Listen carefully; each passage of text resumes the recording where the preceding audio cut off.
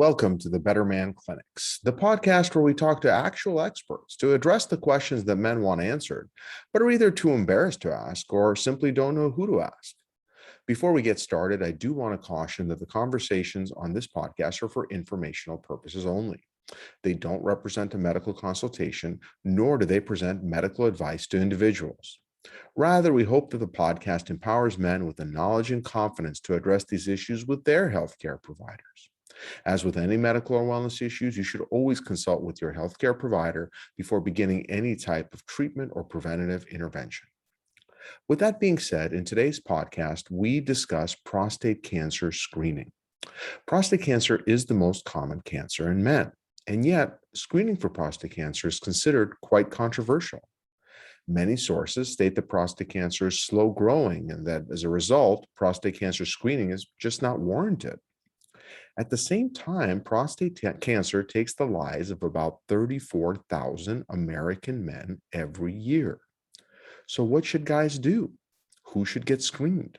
What does that even entail? Are there options as to how to get screened? Are there risks involved? To help us sort through these questions, we turn to a true expert. Dr. Ganesh Palapattu is professor and chairman of the Department of Urology at the University of Michigan. Dr. Palapattu completed his undergraduate studies at the University of Texas at Austin and earned his medical degree from the Baylor College of Medicine. He underwent his residency training in urology at UCLA and then completed a fellowship in urologic oncology at Johns Hopkins. After completing his training, Dr. Palapattu held a faculty appointment at the University of Rochester School of Medicine and then served as the chief of urologic oncology at the Methodist Hospital in Houston, Texas. In 2012, Dr. Palapattu was appointed associate professor and chief of urologic oncology at the University of Michigan, where he later became chair of the urology department. And now, without further ado, I bring you our conversation with Dr. Ganesh Palapattu about the risks and benefits of prostate cancer screening.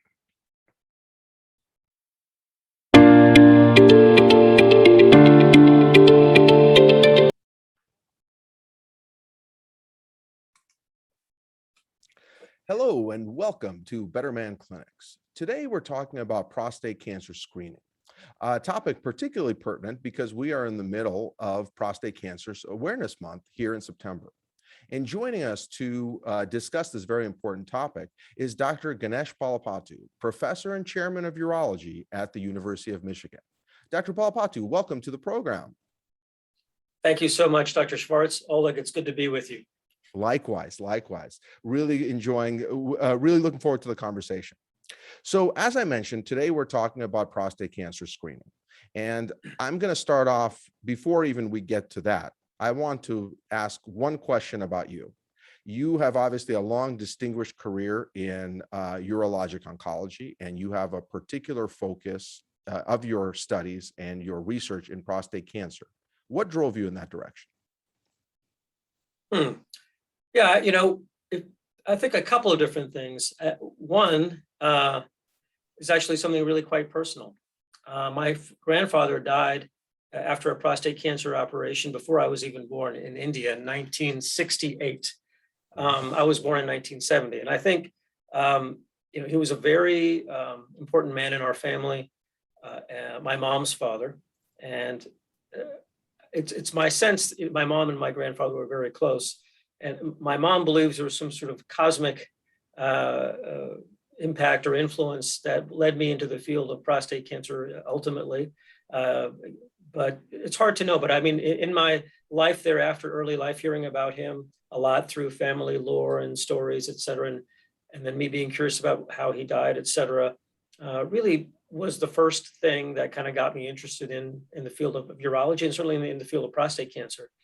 I mean, I would say then maybe more contemporaneously, my interest in prostate cancer, both the disease, the biology, treatments, was really ignited by my work and training at UCLA. As you know, as we worked together there almost 20 years ago or more. Scary, right? Yeah, I know we both look so young. How's that even possible? I know. Me being 25 and all, I mean, it's very, I just don't get it.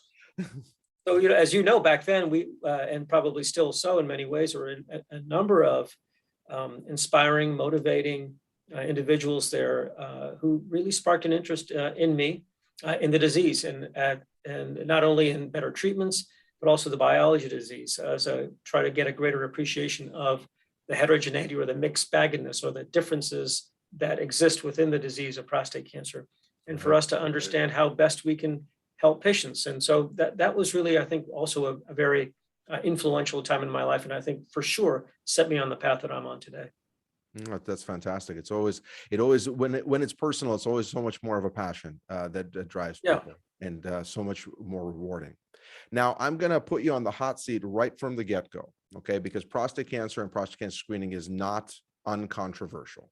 Not to say a double negative, but men in this country are faced with a dichotomy, two conflicting facts or presentations. One is they hear that prostate cancer is the leading cancer in men, and it's the second most lethal cancer in men in the United States.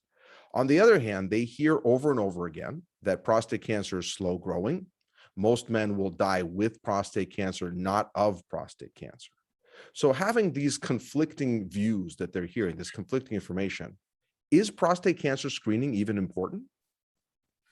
That's a really great question, and one that my patients also ask all the time, and certainly general practitioners who are not, focused in the field are also wondering about. I choose to sort of think about it this way. Clearly, we do not know what causes prostate cancer. Every year in the United States, about 200,000 men get diagnosed, and on the flip side, about 20,000 men die of the disease every year in the United States. For me, that means, from a broad perspective, most men with prostate cancer, as you say, are more likely to die with it than from it. And I'd say, think about it this way. The number one killer of all patients in the United States with brain cancer, lung cancer, liver cancer, unfortunately, is brain cancer, lung cancer, liver cancer. The number one killer of all men with prostate cancer in the United States is a heart attack. So again, further, I think reinforcing the message is that, one, not all cancers are the same, and two, not all prostate cancers are the same. And I think that is the linchpin here. I think so much in the lay media and on billboards, we're looking for a soundbite, something that was easy to explain in 5-10 seconds or less, in one or two sentences, but that really doesn't capture the nuanced nature of what prostate cancer is, because it's likely not one disease, but many. And so when we for example, I'm sure you're well aware of patients with breast cancer. Breast cancer is probably about 50 years ahead of prostate cancer in many ways. And in one particular way is in the way they've been able to substratify or break down the disease into different kinds of breast cancers that exist from a molecular basis.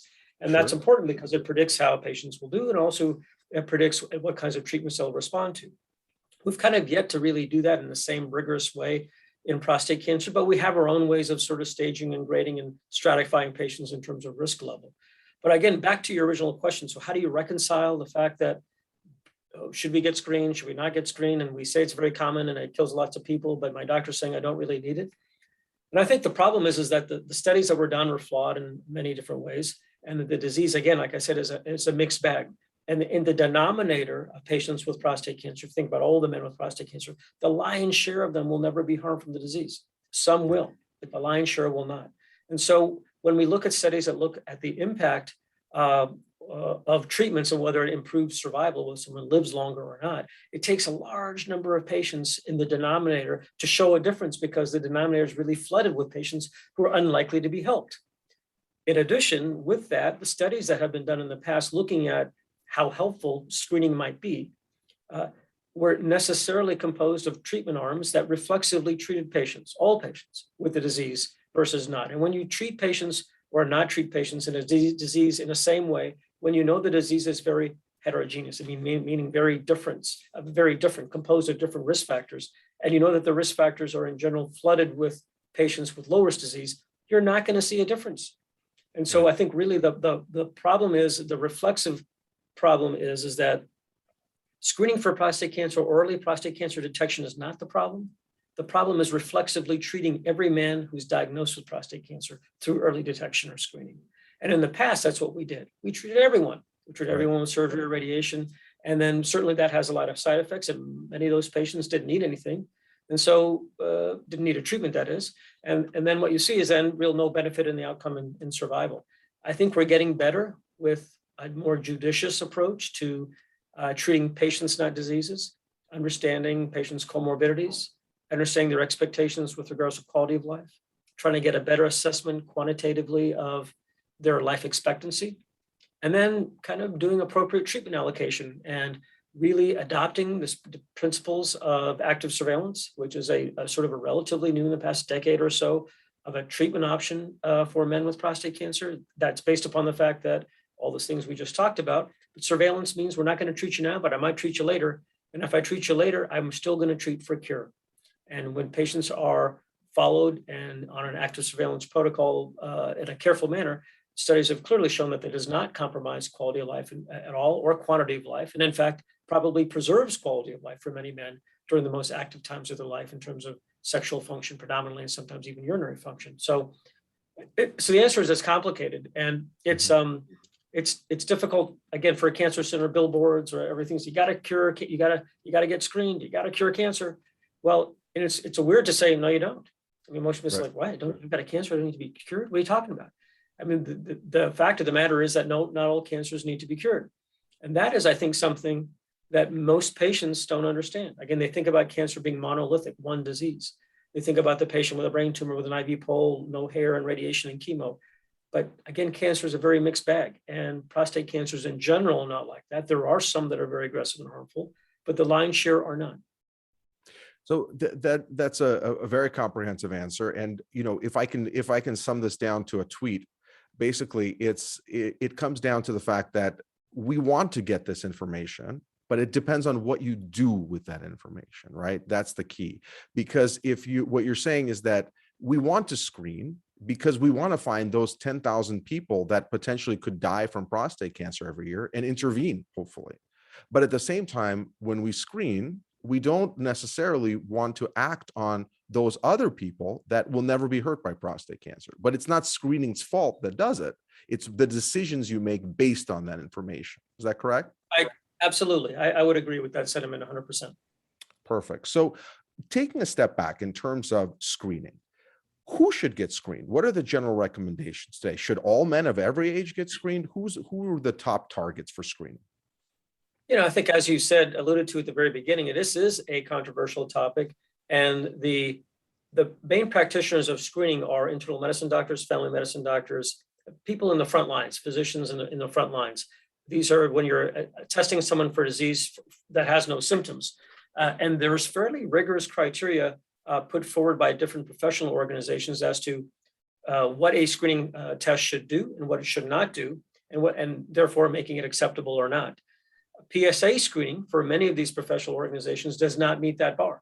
And in fact, the U.S. Preventative Task Force many years ago gave it a D recommendation, means don't do it at all, to primary care doctors primarily. And then thereafter, several years later, subsequently upgraded to a C, which means it should be discussed. Not advocating it, but also saying, okay, maybe it's not a D, like get out of here, but let's keep it in the conversation. And so I think what that means is, and I think it's a very wise maneuver on their part, one, to upgrade it, but two, to emphasize the shared decision-making process, right? The conversation about the pros and cons of early detection, or screening. The pros is that you find a disease that might be potentially harmful to a patient, and intervene in a time which you can cure it, or certainly delay its getting worse so you can extend a patient's lifespan. The con is that you find a disease that's unlikely to ever harm that patient, treat him for it, and he's suffering the side effects from that for the rest of his life. The quality of life is significantly compromised, right? So it's hard to measure the ability or the personality type or the kind of general predilection from an individual patient to how they manage risk. How they manage risk about their own health, how they manage risk about their lifespan, quality of life, what's important to them and what's not. So it all begins with that kind of conversation. That can be difficult for a primary care doctor in 10, 15 minutes. At the same time, they got to cover high blood pressure, diabetes, wearing a seatbelt, all the usual stuff, and say, oh yeah, by the way, do you want your PSA done? Yes or no? Check mark a box and you get your blood tested. So it starts with some kind of early conversation about, listen, the PSA test is flawed in some ways. It can be helpful. It still is an extraordinarily good biomarker, but when used in the way, as you pointed out, in a judicious way. So I would first start with a conversation about early detection. The mechanism to do prostate cancer early detection or screening is primarily through a blood test. We're looking for a protein in the circulation in the blood called PSA, stands for prostate specific antigen. It's a protein made by prostate cells, both normal cells as well as malignant cells, pretty much only made by prostate tissue. And so it's basically a blood test. In the past, we used to also rely on the digital rectal exam, which is a manual palpation with the surgeon's, with the urologist or the doctor's finger in the rectal area of the patient to palpate the prostate. Most studies now suggest that that's probably not as important as it was once thought to be. In fact, don't even really necessarily require it. It still could be done, but I think it's the PSA and imaging modalities like MRI, which we'll talk to you about in a moment, I'm sure, have really, I think, supplanted to a large degree the utility of doing a digital rectal exam in this circumstance, unless under very unique circumstances. So we're talking basically about a blood test. And I think the conversation about who should get it kind of depends upon a person's risk, if they are average risk versus if they are considered higher risk. So what's higher risk? Well, it's generally thought patients with a family history of prostate cancer, 1 or 2 family members with prostate cancer, patients with a known germline genetic alteration that might predispose them to prostate cancer. I'm talking about germline means genes that you inherit from mom or dad that might predispose you to certain cancers. Again, the family of cancers, we're talking clusters of organ cancers like breast cancer, ovarian cancer, colon cancer, prostate cancer, share some common genetic changes. And so if you have an alteration primarily in something called BRCA2 or BRCA2, that might be in your family, it might behoove you to certainly be considered in a higher risk group. And patients, men with African descent. And so I think there is strong evidence to suggest that men from African descent, who are of African descent rather, are a higher risk of developing prostate cancer, 1, and aggressive prostate cancer secondarily. And this is the field of prostate cancer health disparity is also, I would say, at a very exciting point because there's a lot of robust data coming out, and it's to some degree controversial with regards to whether the fact of the matter is, I'll get into prostate cancer health disparity just for a moment. The fact of the matter is, men in the United States with African descent, of African descent, are at higher risk of prostate cancer, as well as a higher risk of prostate cancer death. The cause of that is what is in contention. Is it an access to care, socioeconomic burden, social determinants of health issues that are driving that? Or is a fundamental biological difference between men of African descent and their cancers versus men of European American descent? The current thinking would suggest that it's not a biological difference, but more likely an access to healthcare difference, a socioeconomic difference, primarily relating to access to care. And that social determinants of health ultimately can impact genetics, most likely epigenetics. These are changes to the DNA that don't involve DNA sequence changes that can affect biology.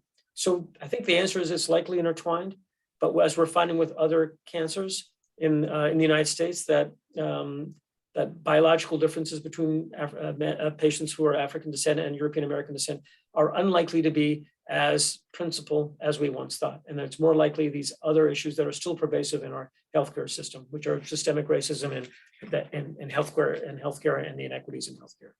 So bottom line, who's at risk? Patients who have a strong family history of prostate cancer, patients with a strong family history of related cancers, as I just described, breast cancer, colorectal cancer, ovarian cancer, pancreas cancer, patients with a known either personal history or family history of germline genetic alterations, for example, BRCA2 in the family. Again, these are gene changes you inherit from mom or dad. And 3, men with African descent and of African descent. And I think the discussion should likely be initiated in these high-risk individuals at the age of 40, approximately. Would you like to have your PSA checked, Mr. So-and-so, because you're considered at a high risk? And we would do this by taking a blood test. A blood test doesn't commit you to anything other than a blood test. And this blood test is imperfect, but gives us some sense of your potential risk of prostate cancer. And thereafter, if it's abnormal elevated, might then trigger further testing. So I would say it's at the age of 40 for these high-risk individuals, and likely ought to be stopped at the age of 75. If you're coming into your urology clinic with your dad and you're over the age of 75, then okay, probably reasonable to get your PSA.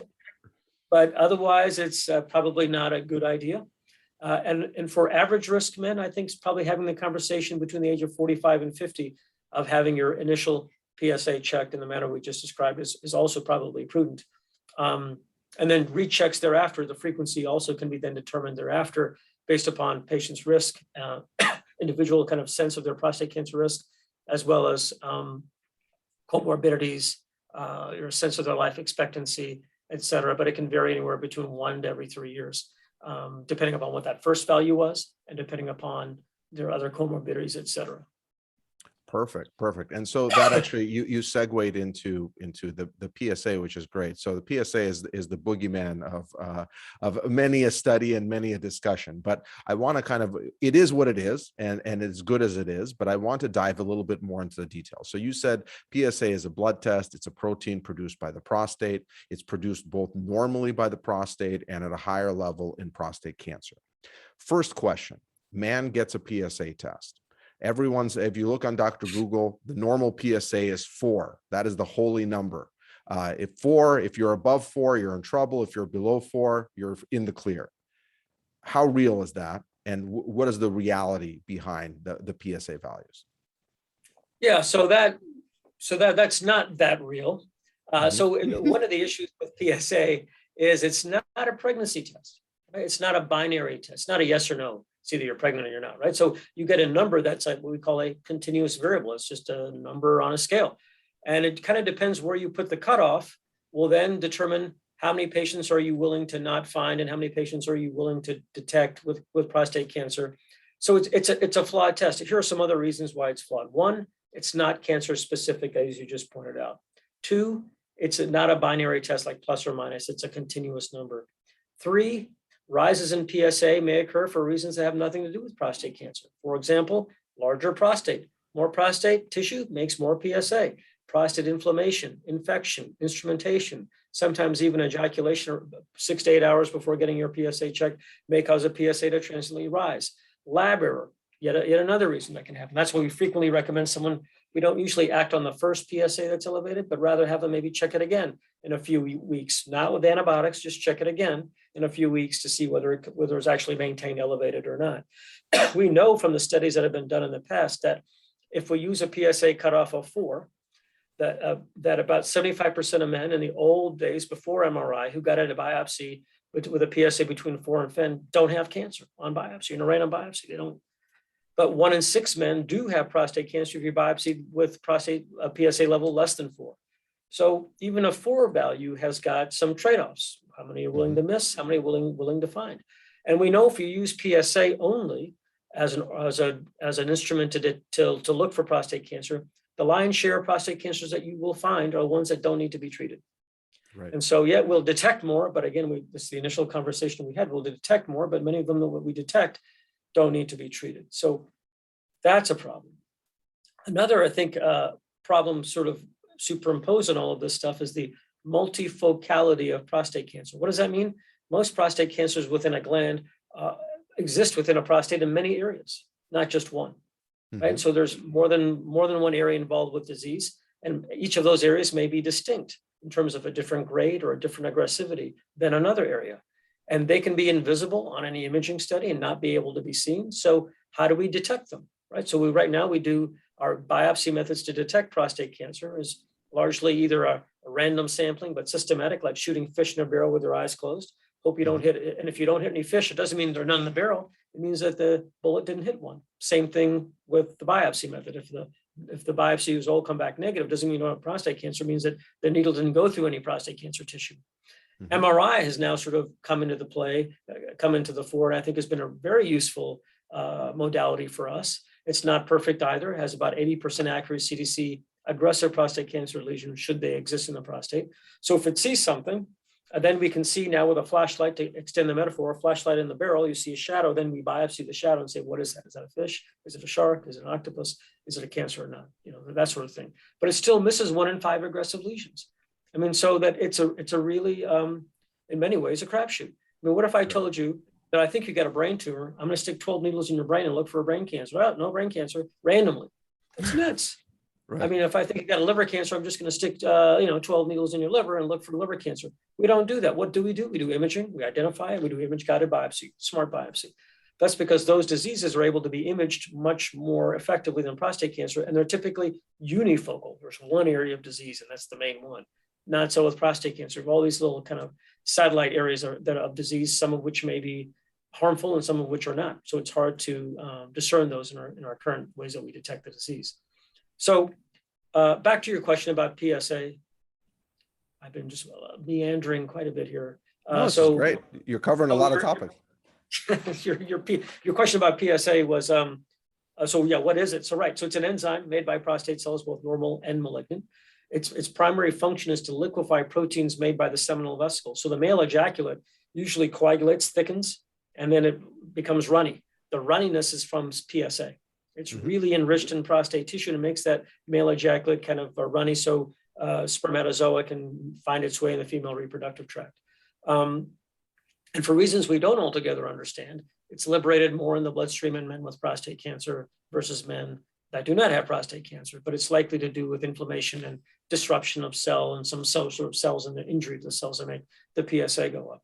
But there's lots of issues with using it as the sole test to look for prostate cancer. But I think, as we alluded to from the beginning, that the errors with the sins of PSA lately come from us acting on it in a binary way, cut it all out or radiate it all, rather than a more nuanced approach, which is, okay, you got something, we think you got the disease, let's take it in the context, how aggressive is it? What about your general health? What do we expect for you in terms of your longevity and your quality of life? Then how can we marry those two together and come up with a plan that makes most sense for you and not treat you like everyone else? Again, back to treating patients, not diseases. Right. So I want to unpack a couple of things you had mentioned in terms of PSAs and what we do with them. So we talked about PSA value of 4, which again is kind of an almost arbitrary number that was chosen based on where you want to draw the line in terms of what we call false positives and false negative tests. So no matter where you draw it, it's not going to be perfect. And men of different ages have different PSA values as well. Like we know that for a young man, let's say in their 40s, a normal PSA might be a lot lower than 4, should be a lot lower than 4. Absolutely. And a man in their late 60s, or that 75-year-old guy that's bringing his dad into the clinic, that maybe a normal PSA is above 6 for him. Why is that? Why does age matter? I think the primary driver, of age-specific PSA ranges relates to the size of the prostate as a man gets older. As men get older, the prostate gets larger, and as the prostate gets larger, there's more PSA made. I mean, as you correctly point out, PSA ranges, or the median, the middle value for PSA values for men in their 40s is less than 1. It should be like 0.7, 0.8, something like this, 0.6. As you get older, the middle ranges kind of slowly go up. One thing that practitioners and urologists have tried to do to account for the size of a man's prostate is to compute what's called a PSA density. PSA density takes into account the size of the prostate. So recognizing, as you say, the larger the prostate, the more PSA you might make. So you take a man's PSA value and divide it by the volume of the prostate gland, and you get a PSA density. And typically it's thought that a PSA density of more than 0.12 or more than 0.15 approximately increases your risk of prostate cancer, not necessarily aggressive prostate cancer, but increases your risk of prostate cancer. So yet another kind of quantitative tool we can use to decide whether a man should get a biopsy or not, because ultimately that's where this is all potentially leading, because we know biopsies themselves are not trivial. They have some side effects. Every year in the United States, I think 5 or 6 men die after a prostate biopsy because of sepsis. While that's a small number, that's 5 or 6 too many. And I think it's not a small thing, and it's not a walk in the park for most men. So anything that we can do to limit the number of biopsies that are done, and certainly improve the safety and quality of the procedure, ought to be initiated. So PSA density, I think, is definitely another tool that can help hone these results and make them more patient specific. Now, I want to go back a little bit and say, you had mentioned before, you get a PSA test. Let's say it's age specific. Let's say it's by PSA density. For all intents and purposes, it comes back negative. Okay. What do we do then? When do we screen again? Every year, every 6 months, every 3 years? Or do we just say, you've checked once, you never have to check again? You don't have cancer, don't worry about it. What's the usual recommendation in that sense? So the answer is it depends. First, separating men into average risk and high risk, and kind of at what age that you first got that PSA. So if it's a man in their 40s and it's like a really low PSA, less than 1, you could probably check every 4 years, every 2 to 4 years. If the PSA was between 1 and 3, you might want to check in a year or 2 again, rather than 2 to 4 years. If the man is if he's late 60s and his PSA is less than 1, statistically highly unlikely, less than like 1% chance that man is going to die of prostate cancer.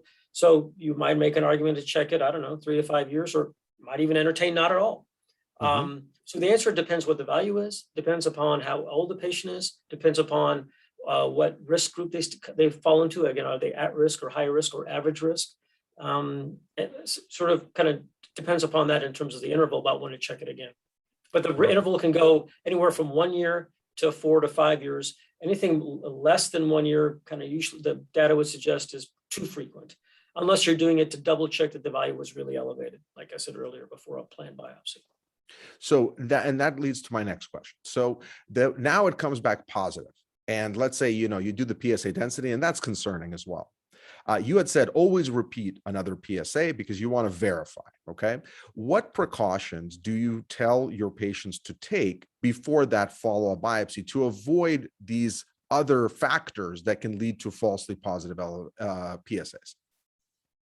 Well, so the asymptomatic man, meaning someone who's got no signs or symptoms of a urinary tract infection, no frequency, urgency, blood with urination, pain with urination, fevers, chills, suprapubic pain, that I can ascribe to a urinary tract infection, I don't tell them anything. So I want another day in the life PSA. So there no adjustments for sexual activity, nothing like that? No. You don't think it's not going to make that big of a difference, basically? I usually don't. I just want them to get it as they did before. And that's it. Interesting. Perfect. So just to repeat it, just to validate and make sure it's not just a daily fluctuation, basically. Right. Okay. Now let's flip to the other part. So we've repeated it. It's persistently elevated. There's a concern there. Couple of questions before we even get to biopsy. Do we need any other information? And the first question I'm asking you, you spend a little bit of time on talking about MRI. Given the fact that you're talking about shooting fish in a barrel or blindly going after a brain tumor, right? Does that translate to the fact that most men, if not all men, should get an MRI before a biopsy if they have a concerning positive PSA test? My opinion is yes. And I know that is potentially has the byproduct of increasing the cost of healthcare, for sure. I think the data is really quite good on the ability of prostate MRI, if done with the appropriate settings, with the appropriate technology, read by a well-trained radiologist, which are all important factors, that if all those are aligned, that it can be extraordinarily helpful. Because not an uncommon scenario is that a patient who does not get an MRI gets a biopsy and it's negative. Now, what do we do? Well, usually then get an MRI. Or we do one of the other sort of genetic tests that we can talk about, if you like, either blood-based or tissue-based or urine-based that might suggest someone has prostate cancer or not. And then we typically still get an MRI to see, like, did we miss something, and then try to get at the target. So if I was the patient, I would say, I'd much rather have upfront, show me if there's a target. If there's a target, let's just do a one-time doc instead of twice. So we know that the MRI will find areas of concern that are in areas that you might not otherwise biopsy, anatomically, geographically in the prostate, that might just be that you just normally don't sample. And I think that, again, the data is, I think, fairly good and conclusive that MRIs, when done appropriately, again, in the ways we just described, can facilitate the detection of more higher grade cancers than random biopsies, and further can avoid the detection of lower grade cancers are the ones that we are unlikely to harm, and the ones we should be unlikely to treat also can lower the risk of us finding those too, because MRI typically doesn't see the Gleason 6 cancers. Something about the Gleason 6 cancers and their biology and how they're made up, they're more often than not, invisible to MRI. So the MRI can't see those. So we don't want to see those anyway. So, Right. yeah. And so in Gleason, just for everyone listening, Gleason 6 cancers are a Gleason score is how a prostate cancer looks under the microscope, and it's graded on a scale for all intents and purposes of 6 to 10, 6 being just run-of-the-mill prostate cancer that, as Dr. Palapattu alluded to, doesn't really, a lot of people don't even think it's, well, most people don't think it's truly significant prostate cancer, versus 10, which is very high risk prostate cancer. Now, here's the $6 million question, though. Your patient comes to you and says, okay, great. I have elevated PSA. We got an MRI. If that MRI shows something, that's fantastic, because we can focus our biopsy on that and really have a precision biopsy. But what if the MRI doesn't show anything? What if it's totally negative? Do we still do a biopsy? I think if the PSA is still elevated, if for that patient in the range that's above that you would expect for that patient, the answer is yes. They still get a biopsy. Then they get what we've done in the past, which is the systematic 12-core, typically 12-core biopsies, 6 on one side, 6 on the other side. I should also say, though, the patients who have an MRI targetable lesion, meaning the MRI sees something suspicious that we want to target, we still give those patients also actually the 12-core biopsy in addition to the targeted biopsy. Why? Because we know it can miss 1 in 5 aggressive cancers. So since we're there anyway at that time, we also recommend that a patient get that as well. Right. And I think that's a really, really important point, because I know a lot of patients, they want an MRI. A lot of patients with an elevated PSA want an MRI because for some, they think that this is their way out potentially of not needing a biopsy. Well, the MRI said that it's negative. And I think what you pointed out very clearly is that the MRI is an additional tool that adds a lot to the equation in terms of identifying the right cancer and avoiding the wrong cancers, if you will, but it's not a panacea in terms of identifying prostate cancer, period. Now, aside from the MRI, there are a lot of tests that patients ask about and look up, right?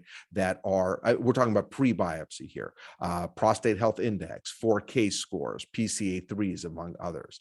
How, not asking you to dive into the plus and minus of each one, but on a high level, how valuable are these for men with an initial elevated PSA in terms of determining is a biopsy needed or not, or in determining their care, period? I think the answer is it's highly variable. I think particularly now with the introduction and rapid adoption and advancements in MRI technology, MRI is another biomarker. What you're talking about is biomarkers. These are tests that you can do to sort of predict the biology of how aggressive a cancer might be, or whether a cancer may even be present or not. MRI, we think about it as an imaging-based biomarker. And as surgeons and as most patients, it's very easy to see something and see, oh, there's something that's suspicious, let's go after this.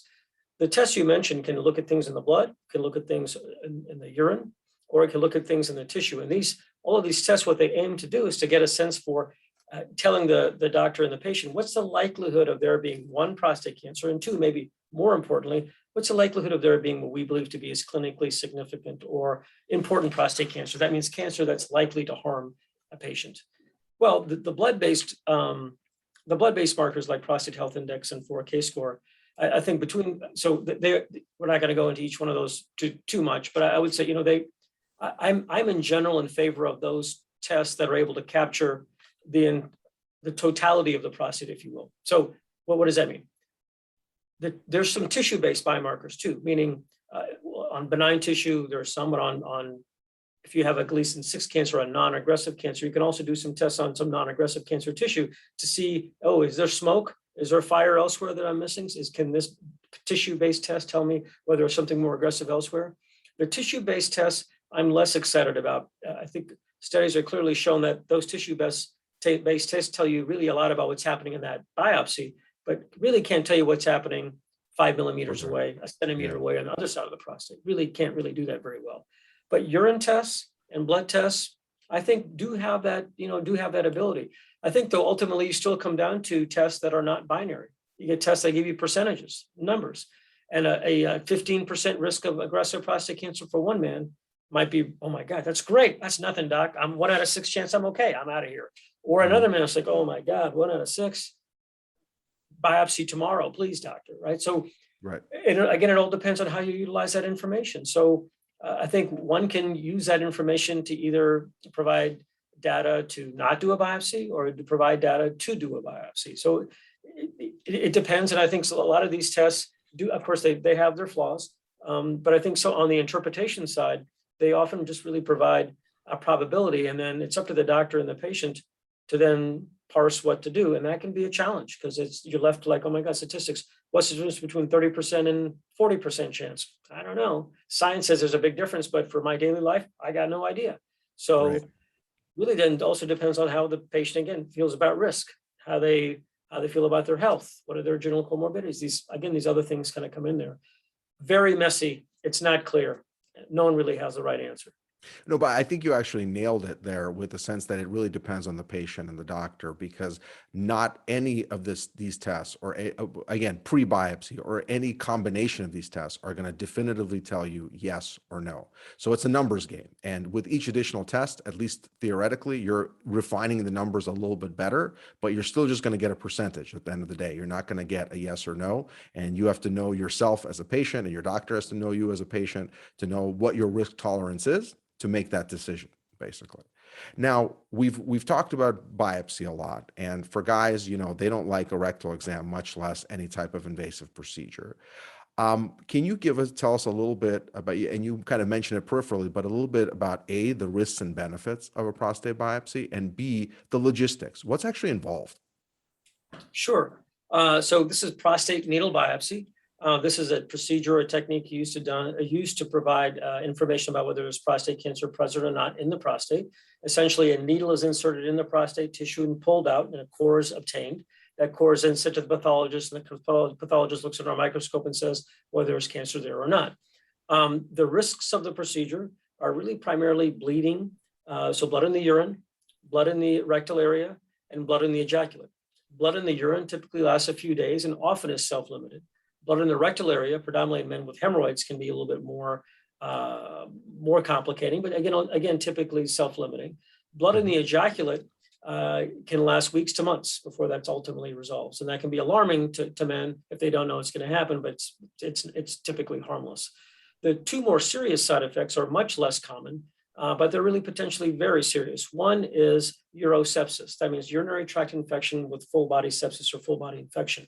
That's fevers and chills, the shakes, low blood pressure, high heart rate. That risk after a prostate needle biopsy, when it's done through the rectal area, is probably about 2%, 2 or 3%.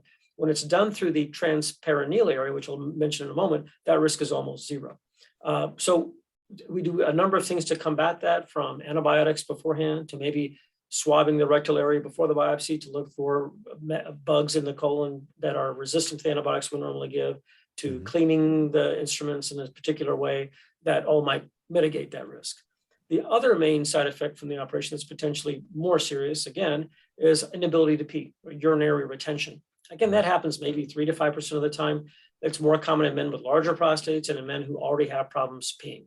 And that can happen because a prostate is swollen and the channel is closed, and you can't pee, or a blood clot is blocking the channel. If that happens, a catheter needs to be inserted. Usually the clots are evacuated or irrigated out. The catheter remains in place for a few days to a week and then taken out. And usually that's really the self-limiting nature of that.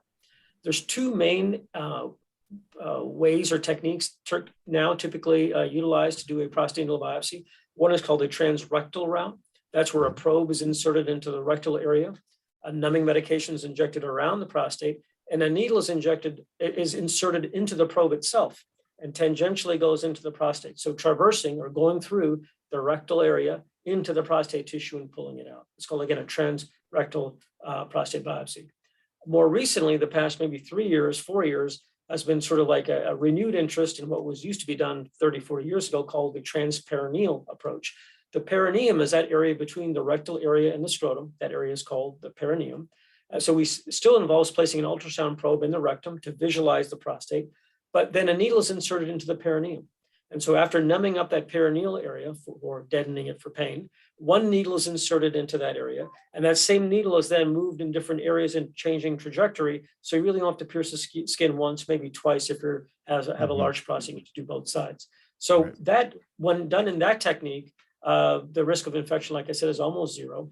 Both techniques probably take about 15 minutes to perform. These are outpatient procedures. The patient's awake while it's done, even a fusion biopsy, meaning a biopsy done to target a lesion seen on MRI. Again, usually about 15 minutes or so. Patients can usually drive themselves there and drive themselves home. And typically the next day can resume the usual activities that they normally do, maybe avoiding horseback riding or motorcycle riding or something like that for about several days to a week to avoid really irritating that area. But otherwise, again, a fairly well-tolerated procedure. Often I think the anticipation of the biopsy is often worse than the biopsy itself. For sure, for sure. I certainly hear that a lot after. It's like relief afterwards. That's like, oh, that it wasn't as bad as I thought it was. Now, let's talk a little bit about you get a biopsy and here come the results, right? Because as you mentioned, none of this story is a binary story. Sure, you can get we'll do one binary result, positive or negative. First question is, if the biopsy is negative, does that mean that this person definitively does not have prostate cancer?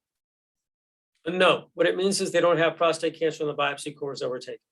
Right. So as we said, there could be a cancer elsewhere that was just not sampled. And so I think it's obviously very reassuring still, nevertheless. The question is, what do you do next? It kind of depends upon that patient's risk factors. I get high risk, low risk, their age, their comorbidities, life expectancy. And typically most patients like that can be followed with a PSA again in 6 months to a year, and simply with another blood test. Also, it depends whether they've had an MRI or not. So if they have not had an MRI, I'd have them get an MRI. If they had an MRI and it was negative and the biopsies were negative, I'd say, see you in 6 months with a PSA, depending on how high it was, or see you in a year. If the MRI showed a targetable lesion, the target was negative and the randoms were negative, I might say, okay, 6 months, see you with a PSA, or in a year. Again, it really depends on their risk. So something along those lines. Now, the tougher scenario of truly non-binary, the prostate biopsy comes back positive. But what does that mean? Because when you're looking at a positive biopsy, one thing we talked about was Gleason score, but there's other factors as well. When you get one of your patient's biopsies back, aside from it saying there's prostate cancer there, what do you use to interpret that biopsy and what to do with it based on that interpretation?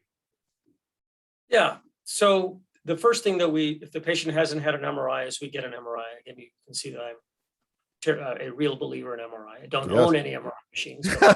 Full disclosure. But maybe I should, but certainly I believe in it. I mean, we typically place patients into sort of risk groups of low risk, intermediate or middle of the road risk, or high risk based upon the blood PSA at the time of diagnosis. The grade, all cancers, as you mentioned earlier, are graded. That's how aggressive they might be under the microscope. And in prostate cancer, that grading system is called the Gleason grading system. It's either 6, 7, or 8, 9, and 10. 8, 9s, and 10s tend to be aggressive, and they are the high risk. The 7s can kind of go either way, intermediate risk. The 6s are thought to be low risk. So we use PSA, grade, and stage. Which stage? Stage is a macroscopic assessment of how aggressive a cancer is. That's determined sometimes by physical exam, by rectal exam, and or imaging, prostate MRI. It's some sense of how far has the cancer escaped beyond the prostate that we can detect with these sort of crude methods. So we take PSA, grade, and stage and come up with some risk category of where this patient lies, and then think about the various treatment options based upon not only on the risk category, but again, on the patient. Comorbidities, age, life expectancy, quality of life expectations, all of which clearly do matter. Got it. And obviously, a discussion about decision-making based on those results is a podcast in and of itself. But I guess the question I have for you is that at the very beginning of our podcast today, you said that a big problem we've had historically is overtreatment of prostate cancer. If a man has a biopsy, they go see their urologist, presumably is the one that does the biopsy, and the urologist says, you have prostate cancer and you need treatment. What kind of questions should that man ask that urologist in response to that? Yeah, that is interesting question. I think questions that should be asked are, what is my grade? What is my stage? What are my treatment options? Why do you think this treatment is best for me? Do you offer any of the other options that are available that you listed? Can I seek a second opinion? I'd like to seek a second opinions are always good. I think those doctors who let me rephrase. I would say that very few doctors my opinion, would be against getting a second opinion. So I think that's usually a sign of strength when a doctor says, sounds great, you should do that. Here, let me help you get a second opinion. I think those sorts of things are important. And here's an aside, an editorial comment. Our healthcare system is designed in such a way that practitioners get paid for doing things. Right? We don't get paid on health or outcome or whether it was the right thing. Today, urologists, for example, since we are both urologists, urologists get paid for treating a man for prostate cancer. They don't get paid for following a man with prostate cancer with active surveillance in the same way. There is no incentive, in this case, financial incentive, for a physician in our current healthcare makeup to offer treatment modalities that don't make the doctor money. Right. And I think that is a real problem. And I think that is one of the drivers of inappropriate use of healthcare. I believe in the goodness of doctors. I believe in the greatness of urologists. Still, I think the data would show that reimbursement in many real ways drives physician behavior across all fields. And that we as a healthcare system and we as urologists and as a field need to be more proactive in determining policy and payment mechanisms that reward ultimately what's most important, which is patient outcome, patient health. Whether we did the right treatment for the right patient at the right time, not did we just do a bunch of stuff, because the more stuff we do, the more money I get. So it's a complicated matter, and I think most patients are unaware of that. But it's kind of the ugly truth. And that's a good point. And again, that's a lot of that is also the impetus for these type of discussions, right? So patients can get empowered, or men can get empowered with the knowledge to ask the right questions and make the right decisions. Like just the point you made of low risk versus high risk versus intermediate risk. The options there are very different, or should be very different, based on that type of risk stratification based on a biopsy. And I think the more men are aware of that ahead of time, not in any way saying they should be unilaterally making healthcare decisions without the help of a doctor, but at least they can have a meaningful conversation, ask the right questions. And what I tell my patients, whether you're going to be wheeled into surgery, or whether you're going to start radiation, or whether you're not going to do anything at all, the worst thing you can do is have second thoughts later saying, I wish I had learned more about this. I wish I asked those questions, because I would have gone a very different path. And that's kind of what what this whole exercise is for. And I thank you so much for providing those insights, because they are so helpful for people who either have a high PSA or don't know whether to get a high PSA and what to do about a biopsy. This is extremely invaluable for people to hear. So I thank you for all the fantastic information you provided. And I'm going to leave you with a question completely unrelated to prostate cancer, believe it or not. So all of the specialists and experts I interview on this podcast, they've obviously reached a particular level of success in their lives. They've reached their best life, we hope, or at least are in the process of that goal. So my question to you is, how do you live your best life? What is your secret to success? I have no secrets, Oleg. I would say it's a constant struggle, and I won't say that that my life is any more or less successful than yours. We all have a path to walk. Everyone has struggles. Everyone fails. I have failed a lot, and that's just today. We all make mistakes. Everything has sacrifice, and so. Yeah, I don't look at it that way. I mean, I choose to frame it differently. I mean, I would say that, and I would say, the same question could be posed to you. I'm not anymore. I truly do believe I'm not any more successful than others. I'm extraordinarily lucky to do what I do, but it's not to say that I have a perfect life that's in complete balance, and I've figured out work-life balance, and I've figured out, how to manage myself and my emotions, because I have not. But I think self-awareness is a key part of everything. Having humility is an important component of being centered, of understanding the role that we all play, both you and me and your listeners. We are all, I hope, striving to live our best lives. It's a constant, battle is not the right word, but it's a constant journey that we're really on. And that may be a Zen type of answer that maybe you didn't want to hear, but I don't know. I don't have the magic formula, but it's something that I constantly do work on. I would say one thing that I find helpful to me, beyond exercise and sleeping, is, and I don't do this enough, Oleg, and that's really, connecting with people like yourself, right? I mean, ultimately, I think, when I look back on my life, our time together in California at UCLA, or all the journeys. What do I remember? I remember people. I remember relationships. I remember times, and those times were composed of people. You were doing things with people. It wasn't really doing something. It was sharing that moment with someone else, right? So I would say this is a message to myself, which is to slow down sometimes. Take a moment to listen. Take a moment to be grateful. Thank you, Oleg, for giving me this opportunity. Really, more than that, thank you for reaching out to me after almost 18 years. And I saw your name. And I didn't have a moment hesitation to say yes. Why? Because, I have so much respect and love for you.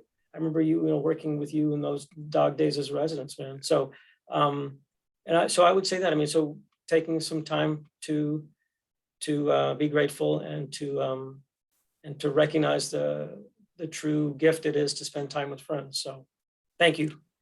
I think that's so important for many reasons. First of all, we appreciate your humility and your candor. But in these days of social media, where all you need to do is go on Instagram or Twitter, and you see that all your friends and colleagues are living the best life possible without any issues or problems, sitting by a beach drinking a mixed drink and looking at their feet across the pool, it definitely makes people start thinking about, well, I could be better. My friends are living a better life, and it really puts a spiral. But I forgot who said this, but you should compare yourself to your future you and your past you, and not anybody else, to strive. And everybody's got their issues.